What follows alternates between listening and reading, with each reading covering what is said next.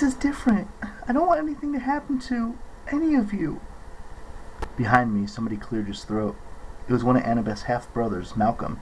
His face was bright red. Sorry, he said. Archery practice is starting, Annabeth.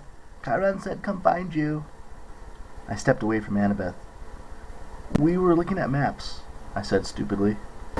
Malcolm stared at me. Okay. I'll tell Chiron I'll be right there, Annabeth said, and Malcolm left in a hurry. Annabeth rubbed her eyes. Go ahead, Percy. I better get ready for archery. I nodded, feeling more confused than I ever had in my life. I wanted to run from the cabin, but then again I didn't. Annabeth, I said, about your prophecy, the line about a hero's last breath. You're wondering which hero? I don't know. No, something else. I was thinking the last line usually rhymes with the one before it. Was it something about... Did it end in the word death? Annabeth stared down at her scrolls. You better go, Percy. Get ready for the quest. I'll see you in the morning. I left her there, staring at the maps that led from nowhere to nowhere. But I couldn't shake the feeling that one of us wasn't going to come back from this quest alive. Chapter 5. Nico buys Happy Meals for the dead. At least I got a good night's sleep before the quest, right? Wrong. That night, in my dreams, I was in the stateroom of the Princess Andromeda. The windows were open to the moonlit sea. Cold wind rustled the velvet drapes. Luke knelt on a Persian rug in front of the golden sarcophagus of Kronos. In the moonlight, Luke's blonde hair looked pure white. He wore an ancient Greek chiton and a white himethyon, a kind of cape that flowed down his shoulders. The white clothes made him look timeless, like a little unreal, like one of the minor gods on Mount Olympus. The last time I'd seen him, he'd been broken, unconscious after a nasty fall from Mount Tam. Now he looked perfectly fine, almost too healthy. "Our spies report success, my lord," he said.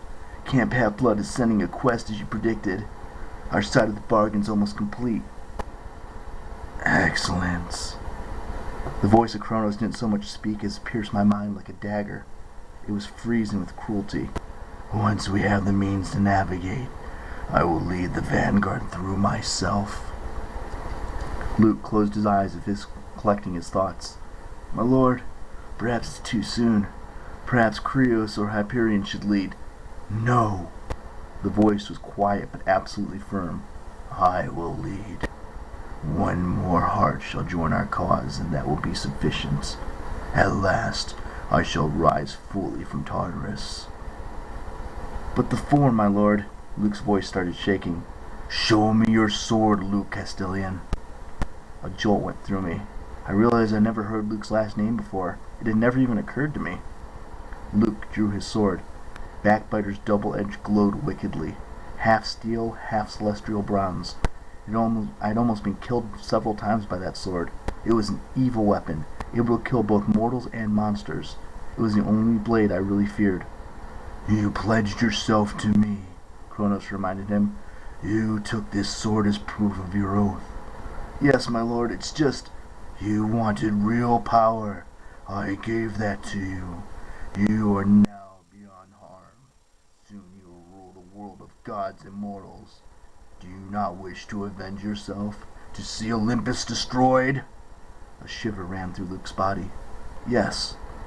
The coffin glowed, golden light filling the room. "Then make ready for the strike force. As soon as the bargain is done, we shall move forward. First, Camp Half-Blood will be reduced to ashes. Once those bothersome heroes are illuminated, we will march on Olympus." There was a knock on the stateroom doors. The light of the coffin faded. Luke rose. He sheathed his sword, adjusted his white clothes, and took a deep breath. "Come in." The doors opened. Two Dracanae slithered in, snake women with double serpent trunks instead of legs. Between them walked Kelly, the impulsive cheerleader from my freshman orientation. "Hello, Luke," Kelly smiled. She was wearing a red dress and she looked awesome, but I'd seen her real form. I knew what she was hiding. Mismatched legs, red eyes, fangs, and flaming hair. "What is it, demon?" Luke's voice was cold. "I told you not to disturb me."